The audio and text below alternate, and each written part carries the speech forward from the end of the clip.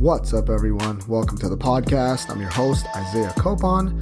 It's September 2023, and this is Lift and Learn, episode 125. In this episode, I'll talk about how to work out and still make progress with minimal equipment. This is possible, and I'll teach you how to do that in that part of the episode. And in the second topic, I talk about how to train clients who don't work out on their own, or maybe they just simply don't listen to what you prescribe. So that's one for the personal trainers out there. Before that, though, I'll talk a bit about what I've been up to lately, and that might include fitness-related topics, and it might not. If you want to follow me, your host, on Instagram, it's isaiah.copon, and you can also check out my website, isaiahcopon.com. The podcast is on Instagram at Lift and Learn Podcast, on Twitter at Lift and Learn Pod, and also on Facebook. You can just search Lift and Learn Podcast. With that being said, let's get into it. Right off the bat, and I might have talked about this before, one of the best things you can do for your mental health is exercise. There's been many studies on this. I know it's definitely something I lean towards when I feel like I'm drained mentally. Now, the type of exercise could shift. That might not mean an all-out workout, but at least some kind of exercise will be beneficial in this regard. It's been shown to increase mental clarity and just increases those feel-good hormones in your body and brain, so throughout the body. Something else that could help would be meditation. This is why lately I've been doing some yoga classes and Pilates classes when I have the time. There's always a portion in those classes where you're just working on breath work and connecting with that.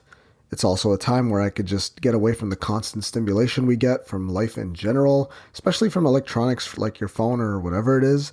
It's an hour class where I could just be with myself, no distractions, and that's one of the biggest factors, especially these days when it comes to getting a hold of your mental health. Some people have taken to deleting social media in general, or at least one of them, whichever they feel like is interfering with their life the most. That's a good practice also. But exercise comes out on top when it comes to bettering your mental health or improving it. Over the years, I've had so many clients who come to this realization all by themselves without me even bringing it up. Like they'll think about canceling a session, but they still show up anyway after I convince them, and we end up going through with the workout. We'll talk a bit about what's going on lately with life in general, and they tell me they're just mentally drained, whether that be from work or kids or just whatever else is happening. And halfway through the workout, they'll tell me that they already start to feel better just because of the exercise, especially when it's appropriate for the person we're talking about here. So honestly, that's what I'll suggest when you're feeling those times where you may be feeling down or overwhelmed. Those times where you tell yourself that you don't have time to go, or if you're too stressed or whatever it is, some form of exercise will help you. It'll only have like a neutral to net positive benefit if you actually do some kind of exercise, unless you do too much. Exercise could just mean a few minutes of stretching or yoga. Maybe it just means doing some push-ups or curls with resistance bands. That's enough to just get your body going, raising your heart rate a bit, challenging your body to just do something useful instead of our modern day lives, which has just increasingly gotten lazier and lazier. Something else that could help with mental clarity, some kind of socializing. Even if you're an introvert, being around others, especially family and those you love, could give you like a serotonin boost. They've shown this in studies where you'll actually get those feel-good hormones going, and this is healthy. This is the main reason why wine, people say like it's healthy. Like, trust me, it's not the antioxidants that you're getting from there. That might play a minor factor, but it's more of the social aspect. When it comes to gathering with friends or family and having a glass of wine, that's different. That's not going to show up in the study. But yeah, you being around others that you actually enjoy being around, that's always going to be beneficial for overall health and especially your mental health as well. Don't get me started on what the pandemic has done to the older folks that are in my family and others that I interact with on a daily basis. Just losing that social aspect of being face-to-face and going out and doing some activity in a good environment that you enjoy, that did a lot to our health in a negative way. Speaking about social events and such, I recently went to a party with some interesting characters, to say the least. I had to go to this party near Toronto. It was a pool party for a dad and their 9-year-old. No, he's only 1.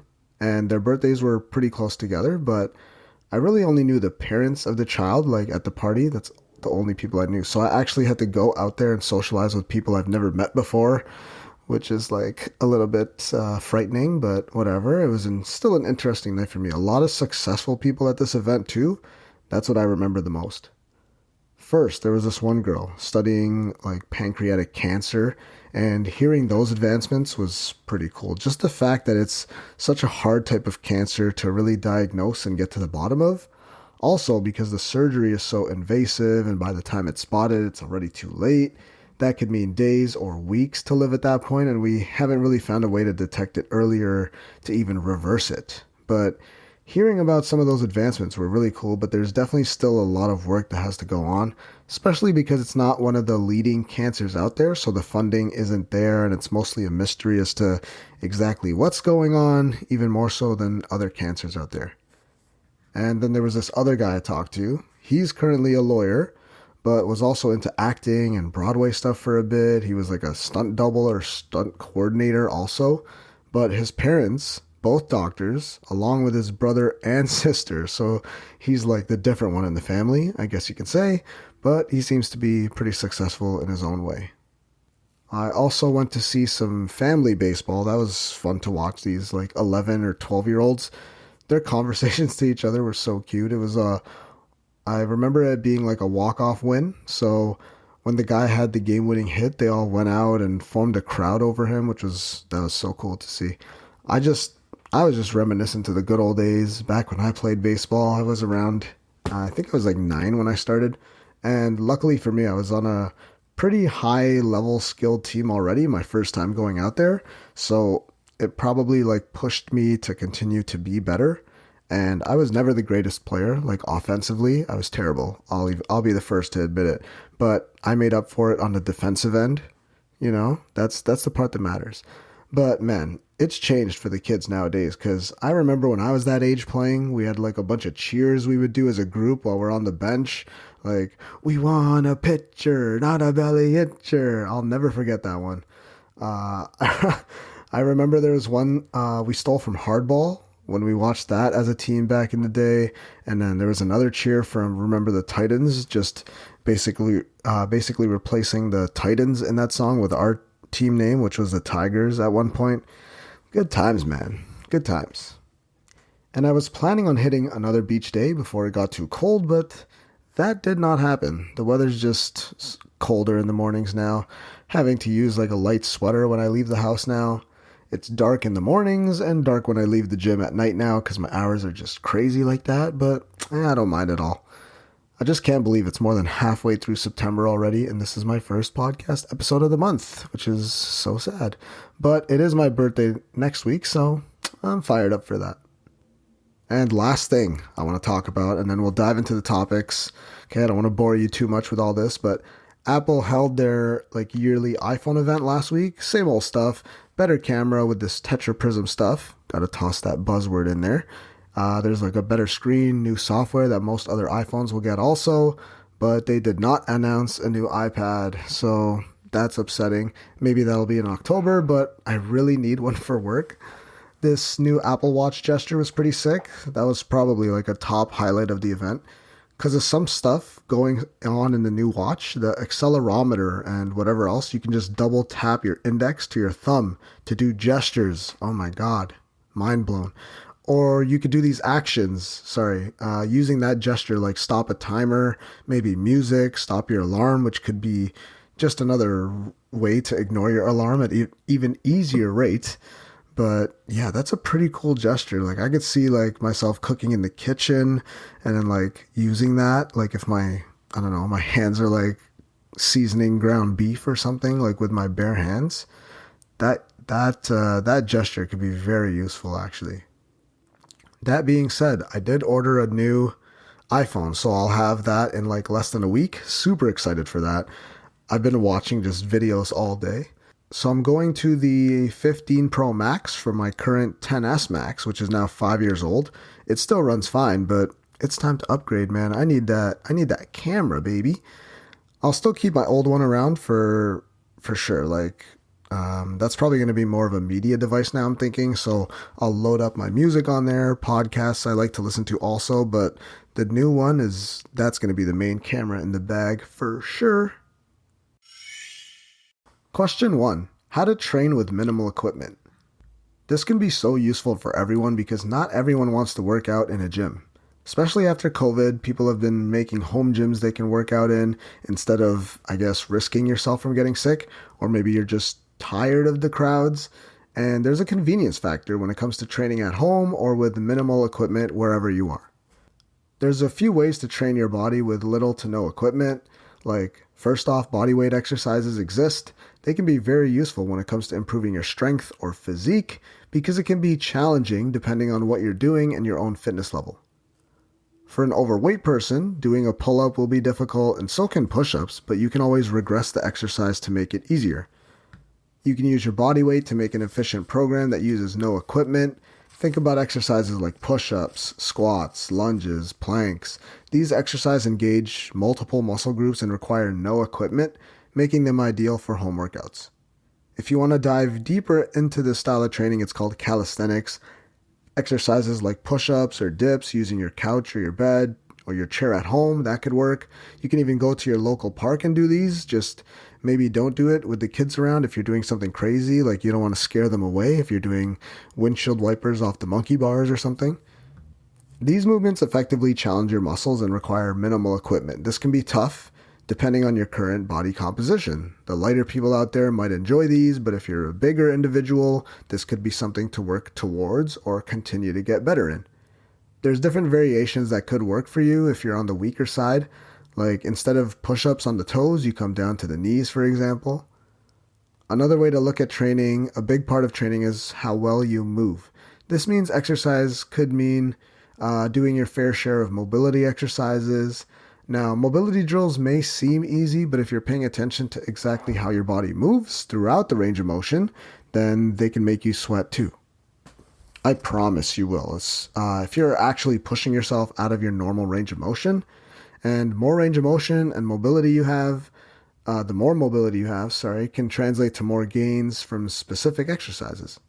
If you're looking to step it up with a bit more resistance, maybe after you've done your specific mobility drills along with your bodyweight exercises, you can use those TRX bands or even resistance bands.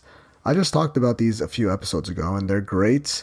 They should definitely be a staple for someone looking to work out with minimal and also lightweight equipment. Lightweight. You can make these challenging for yourself if you know how to manipulate the exercise to work with bands, which is a lot easier than you might even think. Incorporate resistance bands to add variable resistance to your workouts. They're so useful. These bands, they're portable, versatile, allowing you to target different muscle groups by just adjusting like the tension on them. Again, you can take these anywhere. I plan on going on vacation soon, and I'm taking them with me because you can easily get like a 10-minute pump in if you need it. You can use them anywhere, everywhere. Okay, I'm not even sponsored by the resistance band companies. Okay, so this is the truth. If you currently have no equipment or don't want to get any, then you're just going to have to get a bit creative. This might mean using stuff around the house like water bottles or backpacks filled with books or whatever other objects to make it heavy or challenging for yourself. Makeshift weights. Get creative, man. You could do the chairs or use the chairs for tricep dips. You could do wall sits for some leg strength and endurance. During the pandemic, I had some friends and clients do this along with other objects around the house to increase resistance. That meant something like a big bag of rice or a big water jug when it came to doing exercises like rows or even shrugs. I've even noticed for me working in the corporate setting now, some of these tips become useful for myself. When I'm training a client during that afternoon or that after work rush from 5 to 8 p.m., which I literally just came from doing, like today, there's times where you just can't get any equipment or machine while there's a class going on in the studio.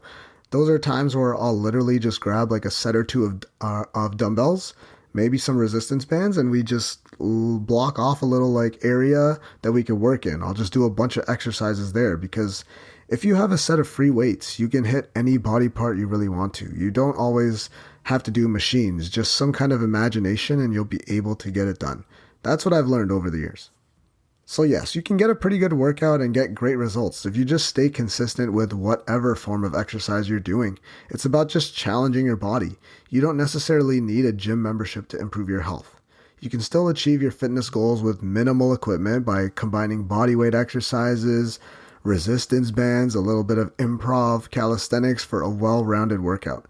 Remember that you don't need a full gym to achieve impressive results. What'll get you to your results is being consistent with any form of exercise and making it more intense as you go on.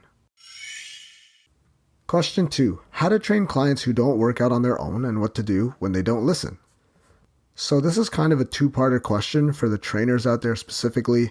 And no, I don't have all the answers in the world, but these are some of the strategies I've used over the years for my clients to see progress and kind of shift their mentality when it comes to making those better life choices. I'll delve into what I found to be effective strategies for training clients who struggle with working out independently, on their own, whatever.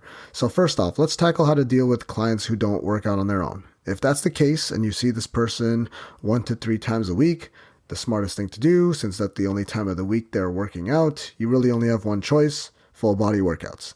That's plenty when it comes to starting out with exercise. On those other days, I'd encourage more movement somehow. Maybe that means walking on their lunch break. Maybe joining classes at the gym could be a good move.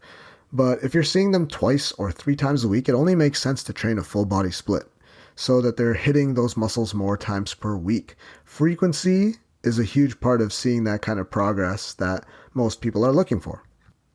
Obviously, this is going to be much better than a body part split where you're hitting maybe chest on one day, or a push workout, then a pull workout, or a back day, then an arm day, and then your leg day. That just becomes an afterthought. If this person's only going to the gym 1 to 3 days a week, that's not enough volume throughout the week. You're hitting arms and then you're hitting arms a week later, or not even arms, just anything, legs. You don't want a week or 10 days between workouts. It doesn't make sense. Full body, that's the best thing to do in order to hit the body parts a good amount of times during the week. Not only that, but you need to find a way to tailor the workouts. So I'm talking to the trainers here.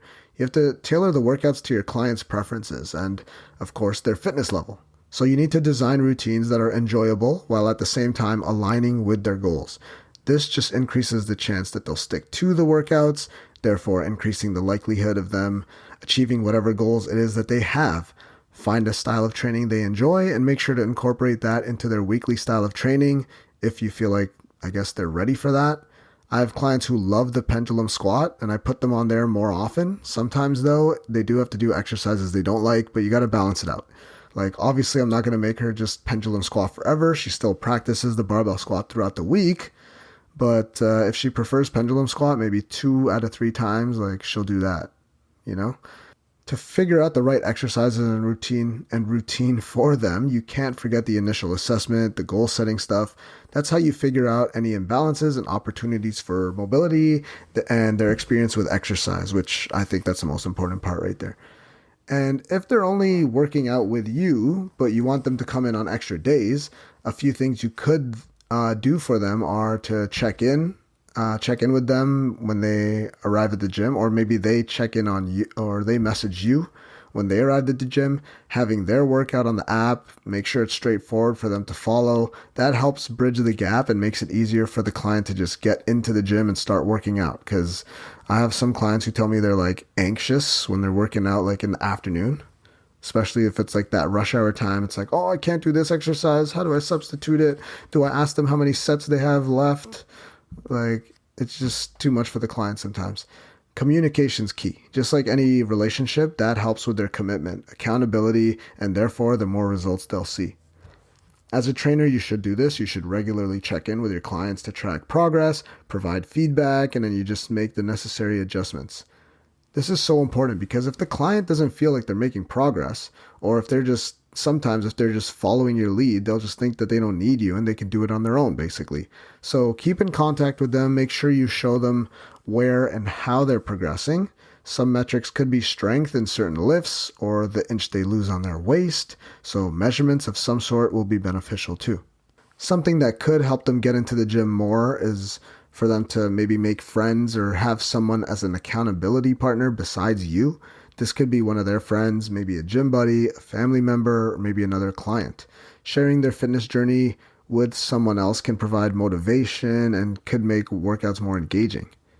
Now, when clients don't listen, that's a tough one to handle because there's no one solution that'll work in this case.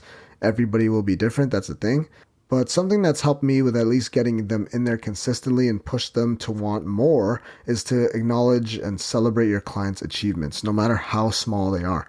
That positive reinforcement boosts their confidence and reinforces the benefits of like the consistent exercise. Like you just drill it in their head. This is one that I constantly talk about during my sessions with clients. Usually they look in the mirror and they're like, oh, my belly is popping out today. I just turn around the conversation and just say things like, didn't you just tell me your cousin said you look great this weekend? You haven't seen him for like 3 years. Didn't you just PR today? We're getting stronger constantly. Like work has become easier to manage, they tell me. Those are the wins that you need to mention to your clients because they easily forget those. And we all go through this sort of thing. Or about how the fact that you were moving with less or no pain, unlike before, right? So that's pretty much it there. Some strategies helping you help your clients achieve their goals. It's about changing their mindset and what they're focused on, making sure they're doing the right things in the gym in order for them to see progress, and make it easy as possible for them to work out on their own because they eventually need to be able to do this on their own so they can be healthy for the rest of their lives. As a personal trainer, your job, my job, it's to help people understand the best way to go about being healthier, helping them develop the right strategies to stay consistent with the diet and exercise aspect. Now, it's simple, but it can be very complex, and that doesn't mean it's easy when our environment is so against us being healthier or having slim or fit-looking bodies all the time. And yeah, I don't know. That's pretty much it right there. So that's probably a good place to cut it until next week. And that concludes episode 125 of the podcast. Thank you for listening.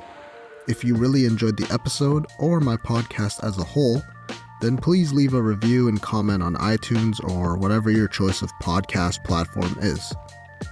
Also, if you haven't already, you should hit that subscribe button because I'll be releasing episodes every Friday.